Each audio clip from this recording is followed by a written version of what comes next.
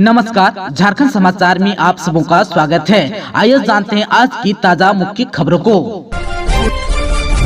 झारखंड लोकसभा चुनाव के दौरान शाम 7 बजे तक रांची में 58.73%, धनबाद में 58.90%, जमशेदपुर में 66.79% और गिरिडीह में 65.44% मतदान।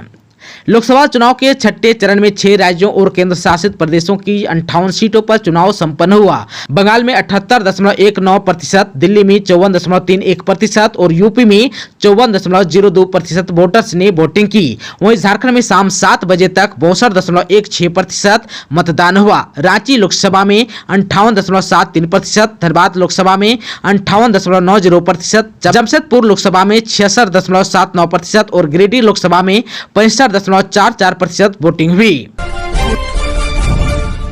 दुमका में कल्पना सोरेन ने हुंकार भरी, कहा हेमंत की रिहाई की चाबी जनता के पास है। हेमंत सोरेन की पत्नी कल्पना सोरेन शनिवार को दुमका और राजमहल में कई चुनावी सभाओं को संबोधित किया। उन्होंने पार्टी प्रत्याशी नलिन सोरेन और विजय हंसदा के लिए चुनावी सभा की। इस मौके पर उन्होंने दहाड़ मारी, कहा कि ना कभी दिशम गुरु झुके, ना उनके बेटे हेमंत जी झुके, इसलिए हेमंत जी को भाजपा ने साजिश के तहत जेल में डाल दिया। भाजपा डरती है आपके आदिवासी नेता हेमंत सोरेन जी से, इसलिए चुनाव से ठीक पहले उन्होंने हेमंत जी को जेल में डलवा दिया।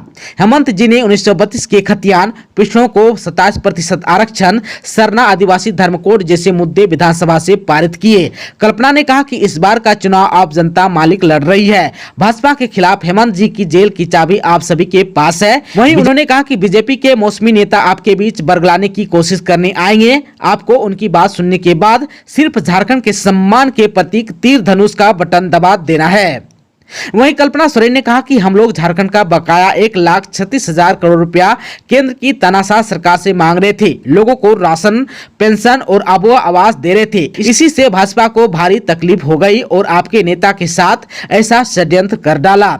कल्पना ने कहा कि आपने देखा कि भाजपा ने मणिपुर में आदिवासियों की क्या हालत की, वहाँ डबल इंजन सरकार में आदिवासी माँ बेटियों को क्या क्या यातनाएं दी गई, मगर कभी वहाँ के मुख्यमंत्री को हटाया नहीं गया। कल्पना सोरेन ने कहा कि भाजपा झारखंड के आदिवासी मूलवासी के विरोधी हैं। कल्पना सोरेन ने कहा कि आज संथाल परगना के संघर्षशील और क्रांतिकारी भूमि दुमका लोकसभा से इंडिया गठबंधन के प्रत्याशी चाचा जी नलिन सोरेन जी के पक्ष में नाला में आयोजित कार्यक्रम में शामिल होकर जनता को संबोधित करने का सौभाग्य मिला। कहा कि झारखंड और झारखंड वासियों ने कभी झुकना नहीं सीखा। यह वही क्रांतिकारी भूमि है जहाँ से बाबा तिलका मांझी, अमरवीर शहीद सिद्धो कान्हू, फुलो झानो और चांद भैरव जैसे अनेक अमरवीर शहीदों और क्रांतिकारियों ने अंग्रेजों और महाजनों के अत्याचार के विरुद्ध तीर धनुष से लड़ाई लड़ी थी। कल्पना ने कहा कि एक ही परिवार से 6 भाई बहन अमरवीर शहीद सिद्धो कान्हू, फुलो झानो और चांद भैरव कभी झुके नहीं, बल्कि अत्याचार के खिलाफ लड़ाई लड़े। दिशम गुरु शिबू सोरेन ने भी झारखंड के आदिवासियों मूलवासियों के हक अधिकार के लिए महाजनों के खिलाफ लड़ाई लड़ी। आज हम गर्व से कहते हैं कि हम झारखंडी हैं। यह झारखंड उन्हीं दिशम गुरुजी और असंख्य आंदोलनकारियों के संघर्षों की देन है। यह हमारा स्वाभिमान का निशान तीर धनुष ही है, जो आजादी के समय भी हमारे सम्मान का प्रतीक था, आज भी हमारे शान का प्रतीक है। मनीष रंजन को दूसरा समन, 28 मई को बुलाया। टेंडर कमीशन मामले में ईडी करेगी पूछताछ। 24 मई को नहीं हुए थे पेश, मांगी थी दूसरी तारीख। टेंडर कमीशन मामले में आईएएस मनीष रंजन को ईडी ने 28 मई को पूछताछ के लिए बुलाया है। ईडी ने इससे पहले समन भेजकर 24 मई को पूछताछ के लिए बुलाया था, लेकिन मनीष रंजन ने एक सरकारी कर्मचारी से चिट्ठी भिजवाकर दूसरी तारीख मांगी थी। ईडी ने अब 28 मई को पूछताछ के लिए समन किया है। ईडी को जो दस्तावेज मिले हैं उसमें एम का जिक्र है। ईडी को शक है कि तत्कालीन ग्रामीण विकास विभाग के सचिव और वर्तमान में भवन निर्माण विभाग के सचिव मनीष रंजन हो सकते हैं। आप सबको बता दो कि मनीष रंजन ग्रामीण विकास विभाग में सचिव के पद पर रह रहे हैं। टेंडर कमीशन मामले में इनकी क्या भूमिका रही, कमीशन में इनका कितना हिस्सा रहा, क्या डायरी में दर्ज कोड नेम इनका है, ऐसे कई सवालों के जवाब ईडी मनीष रंजन से मांगेगी। मनीष रंजन को अपनी और अपने परिवार के सदस्यों की आय और संपत्ति से संबंधित दस्तावेज भी साथ लाने को कहा है। ईडी ने इसी महीने ग्रामीण विकास विभाग के मंत्री आलमगीर आलम, उनके निजी सचिव संजीव लाल और संजीव लाल के नौकर जहांगीर आलम को गिरफ्तार किया है। इन सबसे जुड़े ठिकानों से ईडी ने करीब 37.5 करोड़ रुपए कैश के अलावा लेन देन से संबंधित दस्तावेज, डिजिटल उपकरण भी बरामद किए थे। झारखंड में बदला मौसम, झमाझम बारिश, 29 मई तक तेज हवाओं के साथ वज्रपात की है आशंका, येलो अलर्ट जारी। झारखंड के चतरा और बोकारो समेत अन्य जगहों पर बारिश से मौसम सुहाना हो गया। मौसम के मिजाज में शनिवार को अचानक बदलाव आया और बारिश होने लगी। गर्मी से लोग काफी परेशान थे। बारिश होने से लोगों को राहत मिली। मौसम विभाग के अनुसार 29 मई तक गरज के साथ तेज हवाएं चलेगी। इस दौरान वज्रपात की भी आशंका है। इसे लेकर मौसम विभाग ने येलो अलर्ट जारी किया है। CSC में मनाया गया परिवार कल्याण दिवस, लाभुकों में बांटे गए गिफ्ट। आप सबको बता दूं कि सामुदायिक स्वास्थ्य केंद्र कैरो के अलावा PSC गोविंदपुर, आयुष्मान आरोग्य मंदिर मार्गोमुंडा, टेकरा, गोसवा, पथरोल में परिवार कल्याण दिवस मनाया गया। मौके पर चिकित्सा प्रभारी डॉक्टर के सिंह व डॉक्टर अरुण कुमार ने बताया कि हर माह परिवार कल्याण दिवस का आयोजन किया जाता है, जिसका मुख्य उद्देश्य सभी लोगों को परिवार कल्याण के फायदे के बारे में जानकारी प्रदान करना। प्रभारी ने परिवार नियोजन से जुड़े कई अहम पहलुओं की भी जानकारी दी। उन्होंने कहा कि महिलाएं पहला बच्चा शादी के 2 वर्ष बाद, दूसरा और तीसरे बच्चे के बीच 3 वर्ष का अंतराल पर विशेष ध्यान देना है। इस अवसर पर लोगों को निरोध माला एवं छाया का वितरण भी किया गया। कार्यक्रम में क्विज का भी आयोजन किया गया। क्विज में काफी लोगों ने सहभागिता की। वहीं इस मौके पर कई लाभुकों के बीच गिफ्ट का भी वितरण किया गया। मौके पर सूर्यकांत पांडे, BDM अमित कुमार, मनोरंजन राय, उत्तम यादव, परमेल सिंह, प्रदीप टुडू, रूबी कुमारी, सुमित टुडू, मधु प्रिया, मोनिका मिंज, जितेंद्र दास आदि उपस्थित थे। साहिबगंज के बरहेट में सामान लदा ट्रक पलटा, कोई हताहत नहीं। साहिबगंज जिले के बरहेट बरहरवा मुख्य पथ पर दलदली मोड़ के समीप शनिवार को सामान लोड मिनी ट्रक अनियंत्रित होकर पलट गया। हादसे में किसी के हताहत होने की खबर नहीं है। बताया गया कि ट्रक बरहेट से सामान डिलीवरी कर बरहरवा जा रहा था, तभी दलदली मोड़ के समीप एक बकरी को बचाने के चक्कर में अनियंत्रित होकर पलट गया। ट्रक पर कई तरह के घरेलू उपयोग के सामान लदे हुए थे। पुलिस ने 35 लीटर देसी महुआ शराब बरामद, 2 पर प्राथमिकी दर्ज। जसीडीह थाना क्षेत्र के संथाली में इंस्पेक्टर सह थाना प्रभारी रवि ठाकुर के नेतृत्व में अवैध शराब कारोबारी के विरुद्ध पुलिस ने छापामारी अभियान चलाया। पुलिस ने गांव के दुर्गा हंसदा के घर से 20 और कालू हंसदा के घर से 15 लीटर देसी महुआ शराब बरामद किया।